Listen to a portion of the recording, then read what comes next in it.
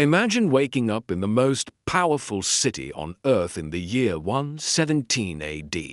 The Roman Empire stands at the height of its power under the rule of Trajan. Across 3 continents, Rome controls millions of people. But at the center of it all stands one chaotic, crowded, unstoppable city. Rome. Nearly 1 million people live here. Merchants shout across packed markets, carts rattle over stone roads. Soldiers march through narrow streets, and everywhere the smell of food drifts through the air. Fresh bread, roasted meat, olives, wine, and a strange, powerful scent that every Roman knows, fermented fish sauce. But eating in ancient Rome was never simple. It depended entirely on who you were, your wealth, your status, and your place in Roman society. For some Romans, food meant luxury. For others, it meant survival. Your day began before sunrise. The city slowly woke under the pale light of dawn. Bakers were already working inside hot stone ovens. Bread baked through the night, because bread was the foundation of Roman life. But Rome could not feed itself. The city was too large, the population too massive, so grain arrived from across the empire, most importantly from Egypt. Egypt was the breadbasket of the empire. Huge cargo ships carried wheat across the Mediterranean. They sailed toward the massive harbor of Ostia. There, dockworkers unloaded mountains of grain. Thousands of heavy sacks, enough to feed an empire. From Ostia, the grain traveled up the river into Rome, into enormous warehouses, into bakeries, and, finally, onto the tables of ordinary people. For most Romans, the first meal of the day was small. It was called ientaculum. Breakfast was quick and simple. A piece of bread, perhaps dipped in wine, sometimes olives, maybe a little cheese. If someone was lucky, a spoon of honey for the working class. This was enough to start the day. Roman laborers had long hours ahead.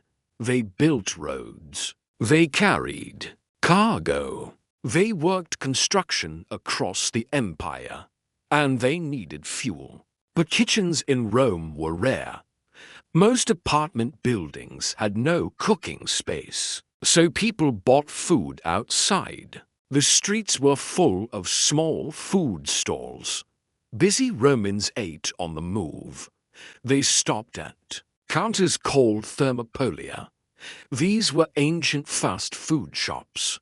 They served hot food from clay pots built into the counter. A hungry worker could buy stew. A traveler could grab bread and vegetables. A soldier might eat sausages or roasted meat. Life in Rome moved fast, and these shops kept the city alive. But no flavor defined Roman cooking more than one powerful ingredient. It was called garum. Garum was made by fermenting fish and salt under the blazing sun. The smell was strong, sometimes overwhelming, but Romans loved it. They poured garum over vegetables. They mixed it with olive oil. They added it to meat. They even stirred it into wine. To Roman taste buds, garum meant flavor, and no kitchen was complete without it. As the day moved toward noon, Romans ate another quick meal. This was called prondium. It was more practical than luxurious. Bread again. Cold. Meat, fruit, nuts. Simple food to keep people working. But the real event of the Roman day arrived in the evening. The famous Roman dinner. known as cena. For the poor, dinner remained modest. A bowl of porridge called pulse, made from boiled grain, cheap, filling, reliable, with perhaps cabbage or lentils. Yet for wealthy Romans, dinner was something completely different. For them, eating was performance, status, power. The richest citizens hosted enormous banquets. Guests gathered in elegant dining rooms called tricliniums. These rooms were designed for comfort. Guests did not sit at tables. They reclined on soft couches. Servants moved silently around them, bringing endless plates of food. Wine flowed constantly. Musicians played in the background, and dinner could last 4 hours, sometimes the entire night. The meal began with appetizers, eggs, salads, shellfish. Then came the main courses: roasted birds, wild boar, fish from distant seas, spiced sausages, and exotic delicacies. Some wealthy Romans even served stuffed dormice, small animals, roasted with herbs and honey.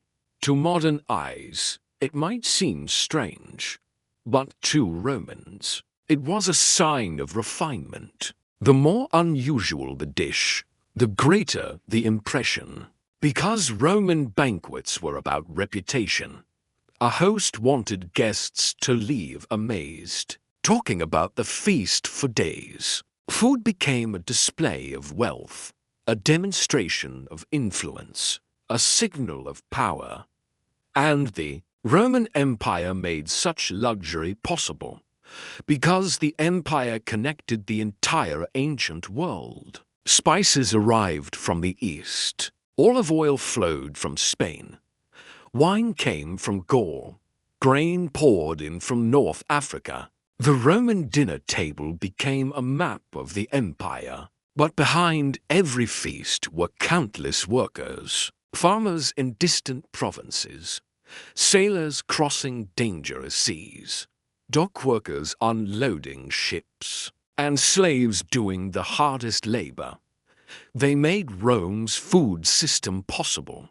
Without them, the city could not survive. Even emperors depended on this vast network. Under Trajan, the empire reached its greatest territorial size, and with that expansion came endless supplies of food. But life in Rome remained unequal. One man reclined at a banquet, another ate bread on a crowded street, yet both were part of the same empire, and both depended on the same grain. Ships arriving from Egypt, because food connected every level of Roman society, from emperor to slave, from senator to street vendor. Every Roman day revolved around meals. A bite of bread in the morning, a quick meal at midday, and dinner as the sun disappeared behind marble temples. So if you lived in Rome in 117 AD, what would your meal look like? Would you recline at a luxurious banquet, listening to music and drinking wine? Or stand in a busy street market, holding a piece of bread and a cup of stew? In ancient Rome, that answer revealed everything: your wealth, your status, and your place in one of the greatest empires the world has ever known. So if you enjoyed exploring life in ancient Rome and want to see more hidden details of the ancient world, from daily life to legendary rulers and forgotten cities, make sure to subscribe and join the journey, because the past is far more fascinating than we imagine, and the next story might change how you see history forever.